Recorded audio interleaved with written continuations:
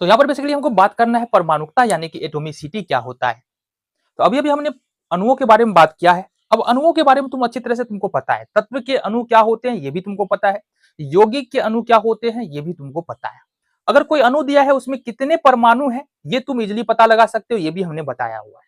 तो अब हम यहाँ पर जानते हैं परमाणुकता क्या होता है। अब जरा एक बार देखिए, सबसे पहले जो तत्व और यौगिक के अणु हमने लिखा था, और एक बार फिर से हम एग्जाम्पल लेते हैं और समझते हैं। यहाँ पर जरा बताना हमको, देखो हम लिख रहे हैं H2N2 और चलो P4S8, ये तो तत्व के अणु हो गया।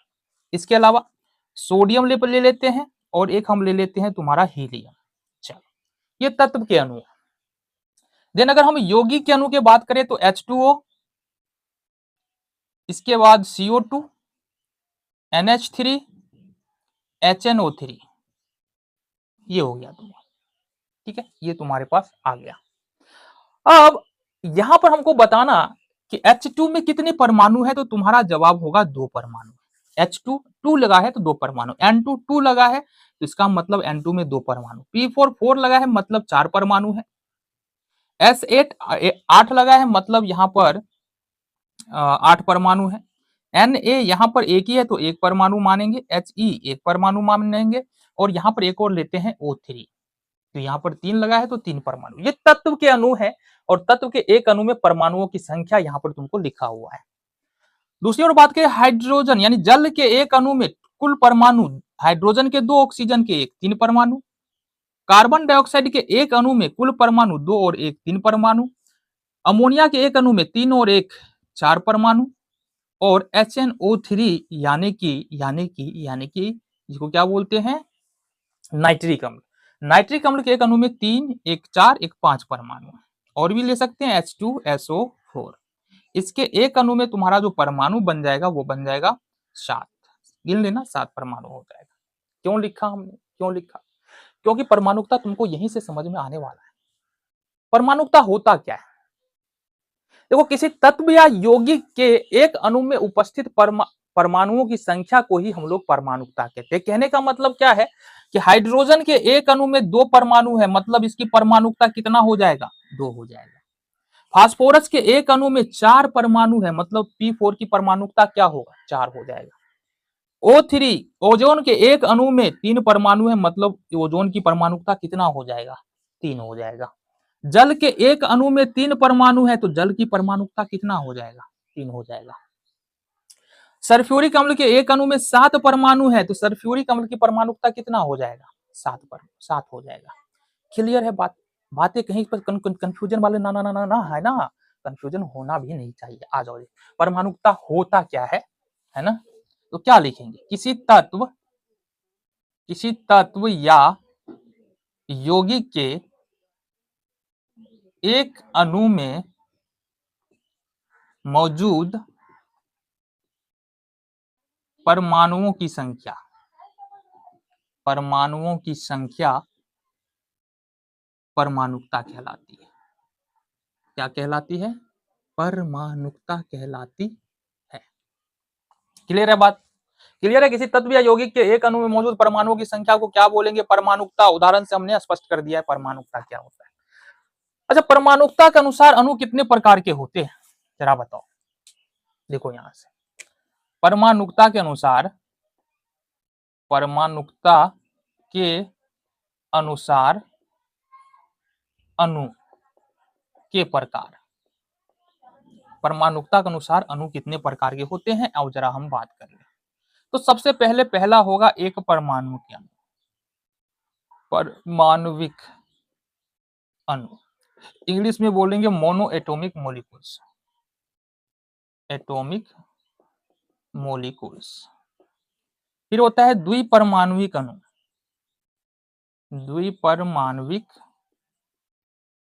अणु। इंग्लिश में बोलेंगे डाई एटॉमिक मोलिक्यूल्स। तीसरा होता है तुम्हारा त्रिपरमाणविक अणु,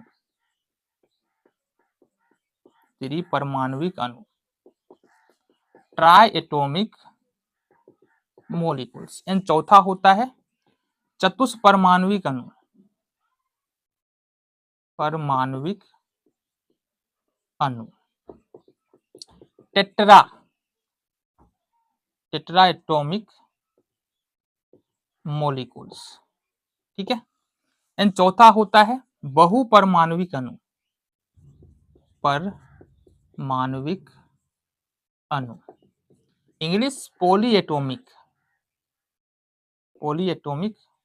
मोलिक्यूल्स, ये हो गया तुम्हारा।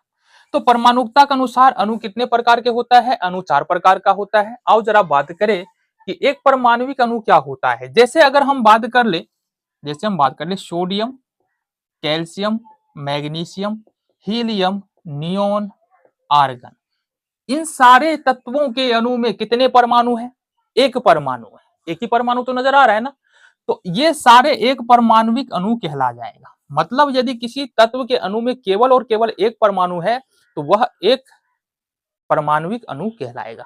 इसी तरह से अगर किसी तत्व के एक अणु में 2 परमाणु है तो द्विपरमाणुविक अणु कहलाएगा। जैसे N2, H2, Cl2, Br2, O2, ये सब द्विपरमाणुविक अणु है। अगर किसी तत्व के अणु में, तत्व या यौगिक कोई भी हो सकता है, तत्व या यौगिक के अणु में 3 परमाणु, जैसे H2O हो गया, CO2 हो गया, H2O, CO2, और क्या हो सकता है हमारा यहाँ पर H2O हो गया, CO2 हो गया, SO2 हो गया। इन सब में देखेंगे ना तो कुल कितने परमाणु हैं? कुल 3 परमाणु हैं। इसमें भी 3, इसमें भी 3, इसमें भी 3, तो कहने का मतलब ये त्रिपरमाणुविक अणु हो गया। चतुष्परमाणुविक अणु क्या होता है? किसी तत्व या यौगिक का वैसा परमाणु जिसमें, वैसा अणु जिसमें 4 परमाणु होता है, चतुष्परमाणुविक अणु कहलाता है। जैसे उदाहरण के तौर पर P4 हो गया, यहाँ पर NH3 हो गया, इसमें भी 4 परमाणु है और इसमें भी 4 परमाणु है। H2O2 हो गया, यहाँ भी देखो 4 परमाणु है। तो ये सारे के सारे तत्व बोलो या यौगिक, जो तत्व है तत्व बोलो, यौगिक है यौगिक, ये तत्व है, बाकी सब कंपाउंड है, यौगिक है। तो इन सारे अणु में कितने परमाणु है? 4। देखो 3 1 4, 4 2 और 2 4, तो 4 परमाणु है, मतलब ये चतुष्परमाणुविक अणु है। इसके अलावा बहुपरमाणुविक अणु क्या होता है? जिसमें 4 से अधिक, किसी तत्व या यौगिक का वैसा अणु जिसमें 4 से अधिक परमाणु हो। तो 4 से अधिक परमाणु कहां पर है? देखो S8, इसमें सल्फर के 8 परमाणु है। HNO3, 3 1 4 1 5 परमाणु हो गया यहाँ से। H2SO4, यहाँ 7 परमाणु हो गया। तो ये हो गया हमारा बहुपरमाणुविक अणु। क्लियर है? एटोमिसिटी क्लियर हो गया, परमाणुकता क्या होता है ये क्लियर हो गया। एक परमाणुविक अणु, द्विपरमाणुविक अणु, त्रिपरमाणुविक अणु, चतुष्परमाणुविक अणु और बहुपरमाणुविक अणु, ये